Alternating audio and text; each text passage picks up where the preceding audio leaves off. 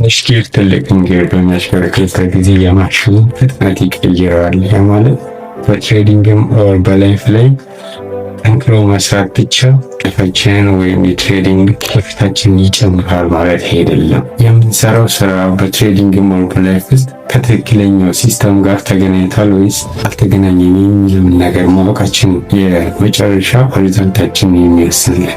ዛሬ የሜካኒካል ኢንጂነሪንግ ኮንሰልትን በመጠቀም ሰዎች ጠንክረው እየሰሩ ለምን ጥሩ ያልሆነ ሪዛልት እንደሚያመጡ እናያለን። ይህ ኃይልን ከአንድ ቦታ ወደ አንድ ቦታ የሚያስተላልፍልን የማሽን ኮምፖነንት ሲሆን አንዳንዴ የማሽኑ ፍጥነት ለመጨመር ስንጠቀምበት፣ አንዳንዴ ደግሞ የማሽኑን ኃይል ለመጨመር እንጠቀምበታለን። ያ ማለት የጊሩ መጠን መጨመር ወይም ማነስ አይደለም። እዛ ላይ ሪዛልትን የሚወስንልን ነገር ምንድነው? አንደኛው ጊር ከአንደኛው ጊር በትክክለኛው ሲስተም ጋር ኮኔክትድ ሆኗል የሚለው ነገር ነው ዋነኛውን ነገር የሚይዝልን ማለት ነው። ላይክ አሁን በትሬዲንግ ብዙ ትሬደሮች ቀን ሙሉ ቻርት ላይ ብዙ ጊዜያቸውን ዌስት ያደርጋሉ። የተለያዩ አናሊሲሶችን ይሰራሉ። ይሄ ነው እንደዚህ ቢሆን እያሉ የተለያዩ ፕሬዲክሽኖችን ያስቀምጣሉ። ነገር ግን መጀመሪያ ላይ ማወቅ ያለብን ነገር ሲስተማችን እንዴት ነው የተዋቀረው? ትክክለኛ የሆነ ዲሲፕሊን አለን ወይ? ትክክለኛ የሆነ ሪስክ ማኔጅመንት አለን ወይ? አዘ ቢጊኒንግ ምንድነው ሁላችንም የምናደርገው ነገር ቢግነር ትሬደር ስንሆን ቢያንስ ከ5 ወር እስከ 6 ወር ኖሌጅ ማወቅ ይኖርብናል። ትሬዲንግ ምንድነው? ትሬዲንግ እንዴት ነው የሚሰራው? እዛ ውስጥ የምንሰራው አናላይሲስ ምንድነው? ዲሲፕሊን ማለት ነው። ሪስክ ማኔጅመንት ማለት ይሞ ትሬድ እያደረግን ቢሆን ዲሲፕሊን እንደሆነ ትሬድን ጠብቀን ማርኬቱን እዛኛ የምንፈልገው ቦታ ላይ ሲደርስ ባይ ኦር ሴል ማለት። ነገር ግን ይሞ ትሬድ ሲሆን ብዙ ጊዜ ሪስክ ራስ ማኔጅ አናደርግም። ፕለስ ስቶፕ ሎስ አናስቀምጥም። ጀስት ባይ እንለዋለን። በትክክለኛ ከሄደ የፈለግነው ቦታ ላይ እንዘጋዋለን።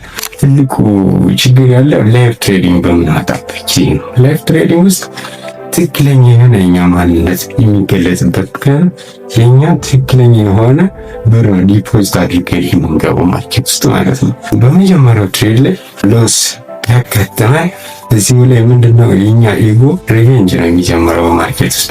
ማርኬቱ ደግሞ አያውቀንም።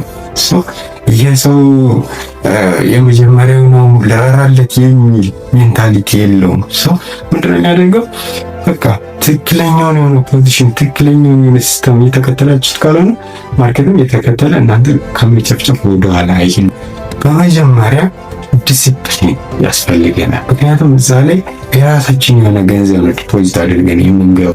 ኢቭን ማይንድ ሴታችን ትሬድ በምናደርግበት ጊዜ ልግጣ በዚህን ታይም ልምጣ የሚለው የራሱ ህመም አለ። ማይንዳችን በባህር ኮምፎርት ዞን ነው የሚፈልግ። መጨናነቅ፣ መታመም ምናምን ብዙ ማሰብ አይፈልግም። ምንድነው የሚያደርገው? ተው አትግባ፣ ጀስት እንድንቆይ ነው የሚፈልገው ከማርኬቱ ወጣ ብለን። ለምን? ያንን ህመም ብቻውን ማስተናገድ ስለማይፈልግ አስገድደን አእምሯችን ያንን ህመም እንዲለማመደው ማድረግ ይኖርብናል። ህመሙንም ፍርሃቱንም እንዲሁም ደግሞ ትክክለኛ ሪስክ ማኔጅመንት ለራሳችን የሆነ ገደብ ሰጥተን ማለት ነው። ይሄ ነው በትሬዲንግ ውስጥ ላይክ እንደ ጊር ትልቁ ትንሿን ጊር ማዞር ወይም ትንሿ ትልቁን ጊር ማዞር አይደለም። ፖይንታችን እዚህ ላይ የትኛዋ ጊር ከየትኛው ሲስተም ጋር ተገናኝታለች ነው ትክክለኛውን ፖዚሽን ሊያመጣልን የሚችለው ማለት ነው። ላይፍ ውስጥም ብዙ ሰው ጠንክሮ ይሰራል፣ ይወጣል፣ ይወርዳል። በቃ ኤቭሪዴይ ሀስል ነው። ኤቭሪዴይ የሚሰራው ሩቲን ይደጋግመዋል። 5 ዓመት ከ4 ዓመት በኋላ ተመልሳችሁ ስትሄዱ ያሰባለበት ልታገኙ ትችላለን። ምንም አይነት ለውጥ በህይወቱ ላታገኙ ትችላለን። ችግሩ ምንድነው? ሲስተሙ ነው። የሚሰራበት ሲስተም ትክክለኛ ነው ወይስ አይደለም? ታችን ለውጥ ማናገኝ ከሆነ ቆም ብለን ያለውን ባክግራውንዳችንን በደንብ ማጥራት ይኖርብናል። የኛ ባክግራውንዳችን የኛ ሲስተም ማለት ነው። ሌላኛው ደግሞ ጊር ሬሾ አለ። ጊር ሬሾ በሁለቶች ጊር መካከል ያለ ሲስተም ሲሆን ትንሿ ጊር ትልቁን ጊር ድራይቭ በምታደርግበት ጊዜ ቶርክ ወይም ጉልበት ነው ፕሮዲስ የሚደረገው።